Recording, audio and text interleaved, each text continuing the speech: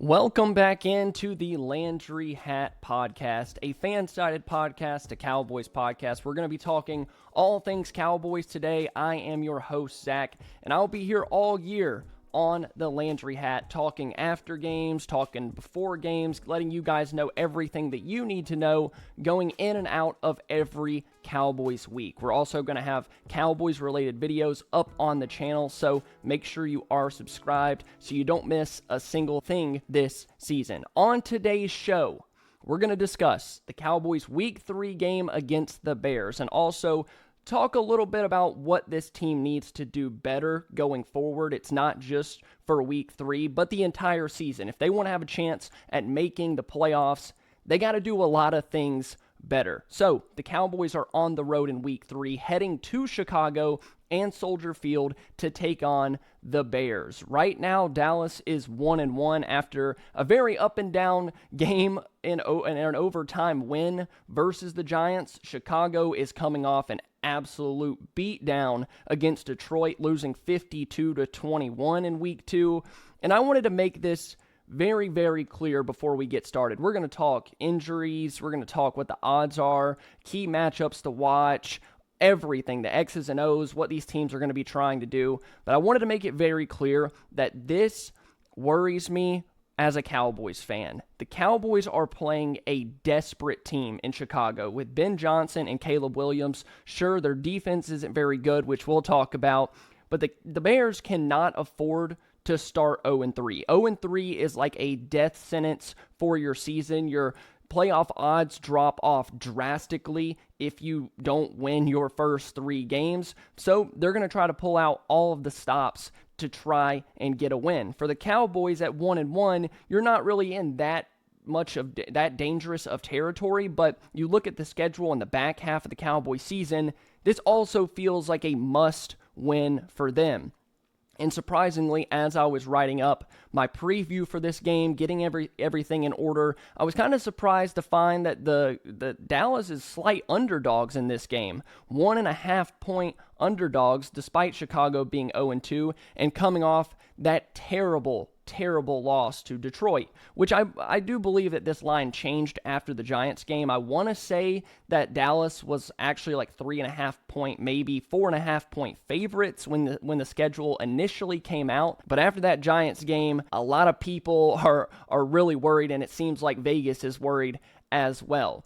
But the Bears, I mean, you can say what you want about the Cowboys, but the Bears are coming off a game that's 52-21. That's rough. That's like a soul-crushing loss. Teams start to wonder about themselves after they lose 52-21, especially in a game that I'm sure Ben Johnson wanted to win so bad going against his former team. But I am worried, even after that loss, that you're playing such a desperate head coach, a first-year head coach. You have Caleb Williams, who I do think is talented, but there's room for improvement, some things to exploit for the Cowboys. I'm just worried that Ben Johnson is going to do everything in his power to keep his team from going 0-3 and try to get to 1-2, which would also send the Cowboys to 1-2. And this is a really fun game to talk about, but really quick, we got to go over the injury report, some personnel updates. The Bears have lost cornerback Jalen Johnson indefinitely to a groin injury. They don't know when he'll be back. He certainly won't be back for this game. Kyler Gordon, he is questionable, listed with an ankle injury. I think it's likely that he'll play. It says that, he's got a chance to be back on the 21st, but we'll see. That would be really bad because we're going to talk about that Bears secondary and the advantage that Dallas has over them. And then another guy listed as questionable for Chicago is linebacker TJ Edwards. On the Cowboys side, their secondary is pretty beat up as well. Trayvon Diggs is obviously coming back from his knee injury last year. He played the first 2 weeks of the season, but apparently the restrictions are off. He is going to be out there for as much as they need him to on the field Sunday against the Bears. Deron Bland is out with a foot injury. Out multiple weeks. He missed last week against New York. You could definitely tell that. And then hopefully the Cowboys are hoping that he will be back against the Packers. Maybe that's wishful thinking. I guess we'll have to wait and see, but it doesn't seem like he's going to play in week 3 against Chicago. And then Cooper Beebe. This one probably hurts the most because of how much time he's missing and what you're going to be missing without him on the field. The second-year center is out for Dallas, likely going on IR for 6 to 8 weeks. With an ankle injury, Brock Hoffman will probably get the start in this game. We saw a missed handoff or a missed exchange on a snap with Brock Hoffman. I think they'll get that dialed in this week. I'm just more so worried about how much movement you can get on the interior because the Dallas run game has been really good up to this point. I've liked what I've seen, and it has a lot to do with Tyler Smith and Cooper Beebe and Tyler Booker. Another guy listed as questionable for Dallas, and this could in turn hurt the offense as well. Kavontae Turpin, is questionable with a neck injury, but Shotty said in a press conference that he is hopeful that he can play. So before we get into the tactical X and O's preview, break down some weaknesses, what the Cowboys can exploit, a quick coaching nugget, right? Dallas has Matt Eberflus as their defensive coordinator, who is the ex-Bears head coach. And I'm wondering if he can bring some important insights into Chicago's player tendencies. I know that Ben Johnson is there. It's a completely different offense, really a different defense from what was happening when he was there, but he does know player tendencies. He knows these guys. He knows the players. He doesn't know Ben Johnson. I mean, he does from watching film. He knows all of the guys and their weaknesses, what they do well, what they don't do well as far as the roster. So it'll be interesting to see how they handle that, if it can give them any sort of edge in terms of what these guys like to do, how the linebackers cover, how the running backs, what they do and don't like offensively, what they're good at, what they're not good at. Some of these corners he might have an insight on, like this guy you can get to bite on a double move. You can get this guy, he likes to play really soft coverage and he's not going to trigger downhill until it's too late. Stuff like that. He also coached Caleb Williams. I know he was a defensive guy, but he knows what that quarterback struggles with. He was in the building. I'm sure he sat with him through certain film things. He saw it in practice. He was helping with the defense, like, oh, what can we do against this Bears offense? What does Caleb need to work on? So that might be an advantage for the Bears. Hopefully it is. So far through the season, it doesn't seem like Eberflus has been a positive for this Cowboys team, but I guess we're going to have to wait and see. So to really get this preview started, I wanted to talk about what some of the Bears' weaknesses are and what can the Cowboys do to exploit those. So we're going to start at number 1, probably the most important one, and it's going to, as we get into this breakdown, what ends up being what could ultimately win Dallas the game. Some of the Bears' weaknesses, the first one is their secondary. They have injuries in the secondary, but they also are just kind of lacking talent, which is how it goes with most NFL teams. You get past your first and second corner, it gets really, really rough for teams to cover. So they're without Jalen Johnson, who just got paid, is a all-pro, Pro Bowler at corner. He's really, really good. I really like Jalen Johnson. I was hoping the Cowboys would trade for him a while back. But there's some big matchups on the outside that the Dallas receivers should win. And I want to say this. I don't know if he's going to get the start in week 3, but Nahshon Wright, yes, that's exactly who you're thinking. The Cowboys' previous third-round pick, he's been getting reps there. How many? I don't know. How many will he get in week 3? I don't know. But Wright has been getting snaps for that team. If that tells you anything, shout out to Nahshon Wright. Great guy, I'm sure. But as a corner, against CeeDee Lamb and George Pickens, I like that matchup. Number 2 for Chicago, their pass defense continues to surrender large numbers. They allowed 344 passing yards in one game and completely shut down versus Detroit and Minnesota in some really big moments. I know that goes with the secondary, but that also is their pass rush. Like, they haven't really gotten pressure. They're one of the worst defensive lines in the league in terms of rushing the passer and stopping the run. They don't really pressure the quarterback. That should give Dak Prescott more time in the passing game to really find the soft spots in this Bears defense and exploit those matchups on the outside. Number 3, the offensive line has had issues in pass protection for Chicago, which we talked about last week with the Giants game, and that didn't help at all. It didn't become a thing at all, other than the Giants having like 4 penalties on the first drive because of their left tackle. Dallas didn't get any pressure against New York. The Cowboys didn't make Russell Wilson uncomfortable at all, which Russ was getting the ball out so fast. And before Monday Night Football, Russell got the ball out the second fastest in the league amongst quarterbacks that had played up to that point. So would the rush get home? I don't really know. That's up for debate, but they weren't getting pressure like they needed to. The Cowboys did sign Jadeveon, and he is expected to play. How much is that going to help? I guess we're going to have to wait and see. But if there's going to be a week, which there was last week, to get the pass rush going, make the quarterback uncomfortable, I would say this would be the week. And then that plays really well into their quarterback situation with Caleb Williams. Caleb Williams, I scouted him coming out of college. He was an excellent quarterback. What he can do outside the pocket, the arm talent, the arm strength. He can throw it on a missile off his back foot. He's uber talented, but in a Ben Johnson offense, and we saw this very, very well with Jared Goff. Jared Goff can throw on time. He can throw in rhythm. He knows how to operate Ben Johnson's offense. Caleb Williams, not so much. He's going to give you time with a pretty bad offensive line to get after him. He's not going to hit the back of his drop and get the ball out. He's going to try to squeeze outside the pocket and make throws on the run, make those big plays near the sideline. He's not going to hard play action, turn around, hit the top of his drop, and then hit a guy on a deep crosser. It's just not how he plays. We saw it last week against the Giants. Russ was throwing on time. He didn't scramble all that much. When he did, he didn't have near as much success. But when he was hitting the top of his drop and getting the ball out, Wilson was killing this Cowboys secondary. I think Williams is going to give you every opportunity to collapse the pocket, get after him, and then contain on the edges. Don't let him get outside the pocket.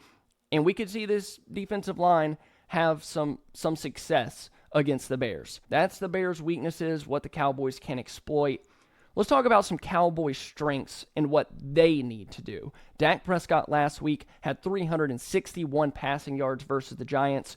We just need the same Dak week over week. He's been phenomenal up to this point. I think he should be in the MVP conversation, but we'll have to see how the back end of the season ends up playing out. He's been throwing in rhythm, winning in the short and intermediate parts of the field, and then he's taking his shots vertically when they're there. You got to do the same exact thing against the Bears. Even if it ends up being a Pickens pass interference, we'll take it.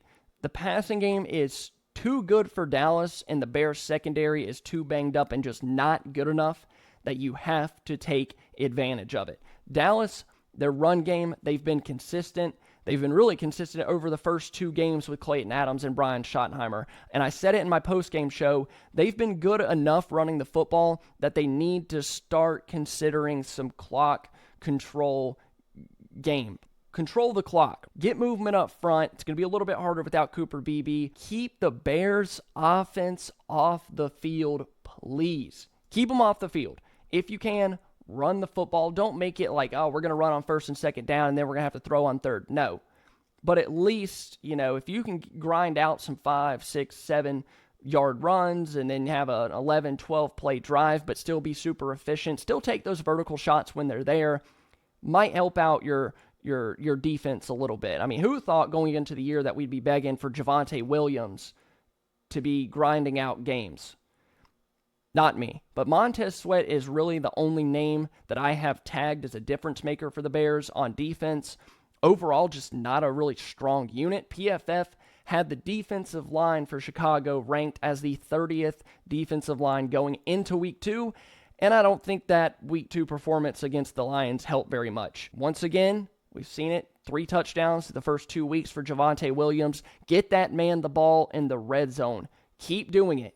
He's made it pretty easy in the red zone. He had a 30-yard run just outside of it last week. That's the easy button that you can hit on offense and then grind out those yards in between. And then finally, stuff that I like for Dallas, some strengths that I think they can have. So I like the Cowboys' chances. It's really just about putting it together, and it's going to come down to some key matchups on both sides. Wide receiver matchups for the Cowboys. Who are the Bears going to put on CeeDee Lamb and George Pickens? Or really any of the Cowboys' top pass catchers with Jake Ferguson. Hopefully Kevontae Turpin's back out.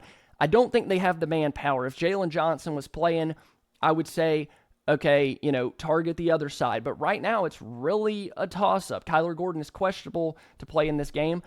I love this matchup for the Cowboys. This is the one where you run the ball efficiently against a weak Bears defensive line. Then you start hitting the hard play action. You start winning in the short and intermediate parts of the field. Then you hit them with your vertical passing game, whether that be Lamb or Pickens or Ferguson down the seam. I think there are opportunities. There's money to be made against the Bears secondary. We saw it against the Giants. They can do it. We saw it against the Eagles. If Lamb didn't have 3 drop passes, they can do it. If the Cowboys are going to win this game, it's going to be because they score a ton of points and the Bears legitimately, they just can't keep up. On the other side, it gets really interesting too. And this is why I was kind of confused by the total points they have set for this game. It's like 48.5, 49. I think it's going to be a whole lot more than that because the Chicago wide receivers against the Dallas DBs is not a great matchup for the Cowboys either. Rome Odunze had a huge game against the Lions. The Bears defense gave up 52 points, but DJ Moore is a weapon. Luther Burden is a run-after-catch machine. They're going to have to get him more involved. That's a really tough matchup without Deron Bland. They struggled with Malik Neighbors and Wan'Dale Robinson. Now you're having to face 2 number 1s in Rome Odunze and DJ Moore, and then if they get Burden involved, it's tough. The Cowboys are going to have to figure out a way to either not blow coverages on the back end or start to man up with their corners and just hope that guys can hold up on the outside.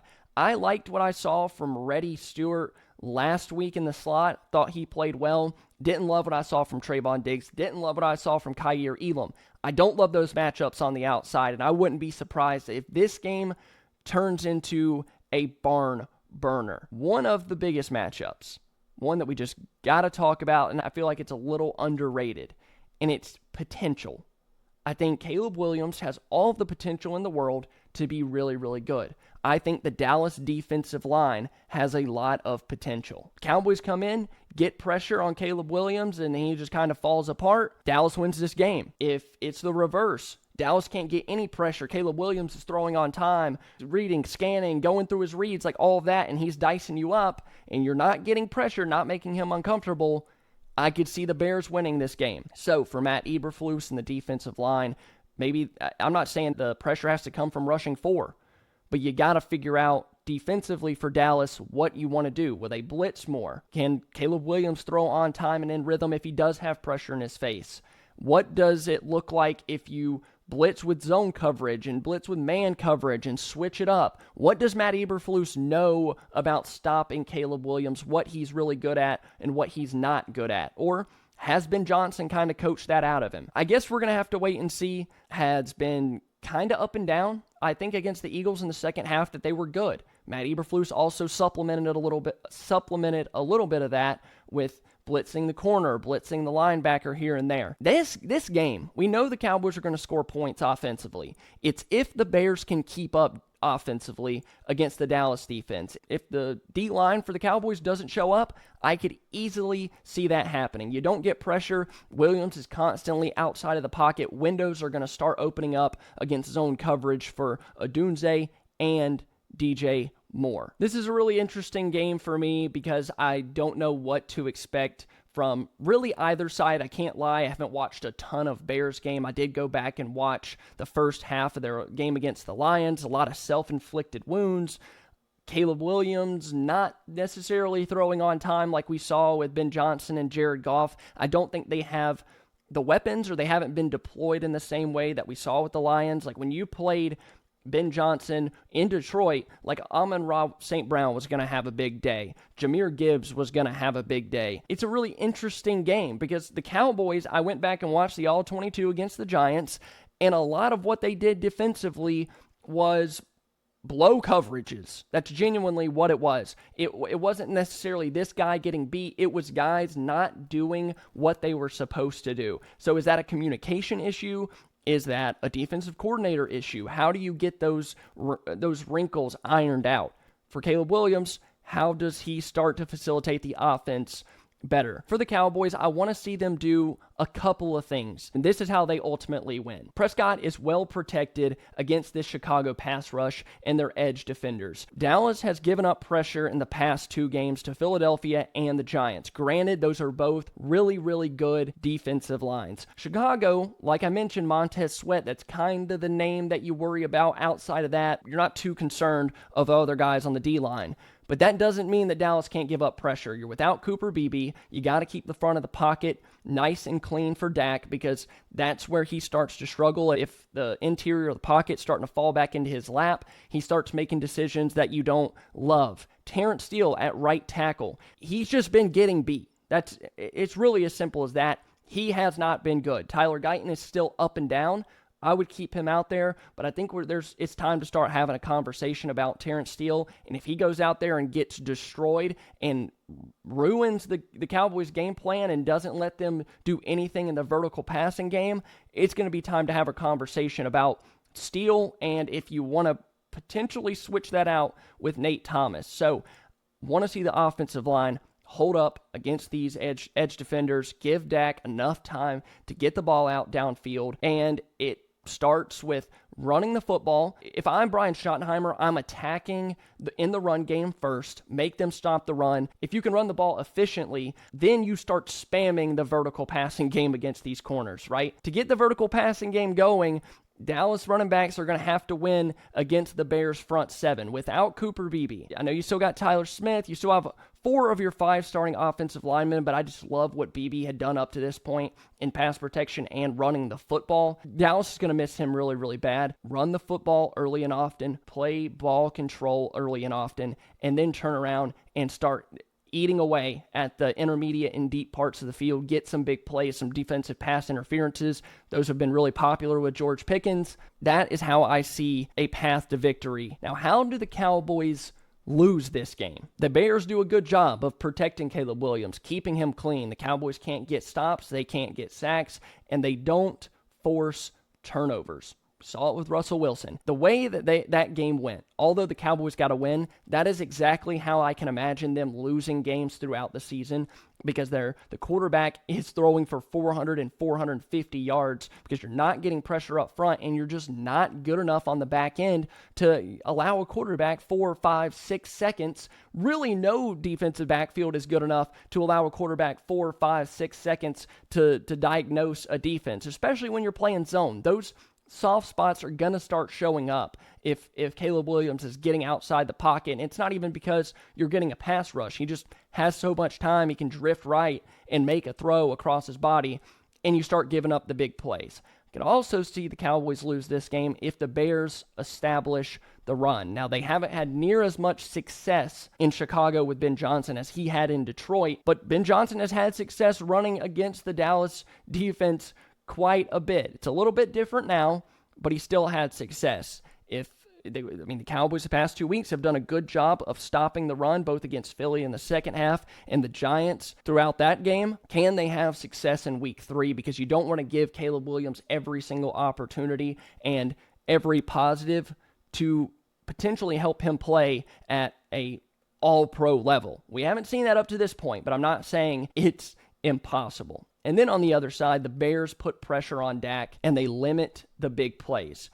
I am relying on the big play in this game. Sure, you can do some good things on the ground. Like I said, chip away, play some ball control. But at some point, if you can start hitting those big plays and you're putting up 27, 30, 35 points, like the game might start getting out of hand and you could walk out of this with a really nice win. But if the offensive line can't protect Dak in the passing game and they can't get off those big plays and are not having success in the intermediate and deep parts of the field, I think the Cowboys could lose. Before we head out, I'm going to give you guys my score prediction for this game. I'm going to go 27-26 Bears. I don't think it's going to be this 35, 40-point game again. We just saw that with the Giants and Cowboys. I don't expect the Cowboys to have that many busted coverages. I don't see Caleb Williams going out there and saying, oh, okay, I mean, we can bomb the ball 50, 60 yards down the field. Like, that's what we're going to do.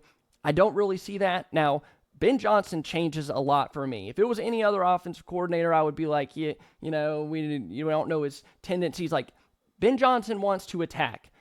Can the Cowboys create enough turnovers, enough dysfunction in the Bears offense to where they can maybe get the offense a short field? I think that's where you start having success. Get turnovers, something that they've only done one time in the past 2 games, and the one time that it happened, it was perfectly gift wrapped. It was given to Donovan Wilson on a silver platter. Turnovers come from switching it up defensively, confusing Caleb Williams in the Bears offense, running a corner blitz, blitzing your linebackers, switching from man to zone, zone to man, doing the exact opposite of what we saw last week. I'm going to be very, very irritated if we're still seeing those busted coverages on the back end, guys not getting deep enough in their zones, letting wide receivers run straight past them, because I promise you, Rome Odunze and DJ Moore will make you pay just like Neighbors and Wan'Dale Robinson did. It can look a lot like that, but you can't let it happen again. Hopefully Eberflus comes in with a legitimate plan because he knows this quarterback, he knows how these guys operate offensively, and can do something about it. Limit the Bears' passing game. You cannot win NFL games. It might be entertaining if Dallas is winning 37-40 every week, but you cannot let guys throw for 1,000 yards a game and expect to win and put it all on your offense. If Dak and them are having a bad day, it's over, right? Like, it would be awesome if they can go out there and hold the Bears to 21 points and the offense only has to score 24 or 27. I guess it's really a toss-up to me. I don't know. Is this defense what we saw in the Giants game, or is it what we saw in the second half of the Philly game? I think if you say the Philly game, you're being really optimistic. Maybe find some middle ground, right? You don't have to hold Saquon to 1 yard on 7 carries, but you don't have to give up 450 passing yards to Russell Wilson. Offensively, I'm not really that worried. Attack the Bears secondary immediately. That might not even end up being enough because it really comes down to the defense for me. I could have talked this entire game preview just about what you got to do defensively to win this game. Offense, if you can put up 40, I think you got a chance. Anything less than that, I'm starting to get really worried. So, interesting matchup to me. Caleb Williams versus the Cowboys defense. Let me know what you guys think down below in the comments. This was another episode of the Landry Hat podcast breaking down the Cowboys versus Bears in week 3. If you're listening over on Apple Podcast or Spotify, wherever you get your podcast, make sure you add this to your library so you don't miss a single episode. On YouTube, make sure you hit that subscribe button here at the Landry Hat, a fan-sided podcast. Once again, thank you to all the guys over there at Fansided that are giving me this opportunity. I'm glad I can get on here and talk football with you guys. If you enjoy listening to me talk football for 40 plus minutes twice a week, you're going to like this channel. So make sure you hit that subscribe, add it where you get your podcast. Thank you guys so much for watching. Thank you for the support. I am on Double Move at Double Move on YouTube. Thank you guys for watching. I love you all, and I'll see you very soon. More videos to come on YouTube.